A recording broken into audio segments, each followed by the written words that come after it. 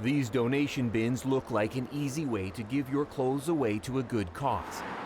But what if we told you that instead of helping those in need, you might actually be helping line the pockets of criminals? Bins being set on fire, assaults. Retired York Regional Police Inspector Dieter Boheim says shady players muscled in on the bin industry. You have people with some pretty nasty backgrounds involved in it. To me, it's a crime of violence. W5 has obtained exclusive Peel and York Regional Police intel reports, along with court records that suggest some bins scattered throughout the Greater Toronto Area are believed to be tied to groups of Italian and Albanian organized crime. What was called Albanian organized crime groups that were involved in dealing with these charity collections of bins. Why would organized crime care about your used clothes? It turns out your rags are their riches. Last year alone, records from Global Affairs Canada show $181 million in used clothing was shipped overseas. We were bullied. Sylvia Crampell of the Kidney Foundation of Canada says her organization raises about $1 million a year from donated clothes, and others wanted a piece of it. We had other for-profits that were damaging our bins, vandalizing them, driving into them, stealing them, reselling the scrap, repainting them, doing anything and everything they could to get us off of their turf. So you unwittingly stumbled into a turf war. Absolutely.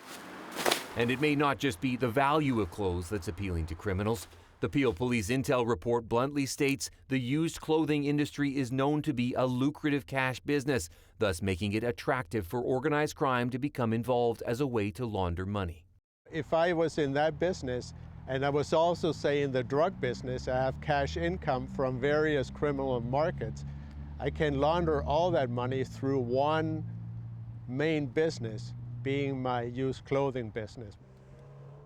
The fight for control of the bin industry erupted in 2013. That's when, here in this Orangeville, Ontario parking lot, men from rival bin organizations got involved in a violent altercation. According to a bail hearing transcript, 2 men had their windows of their cars smashed with baseball bats, 2 others charged with assault. They entered into a peace bond and the charges were withdrawn. And these surveillance images from 2016 capture an alleged heist in progress.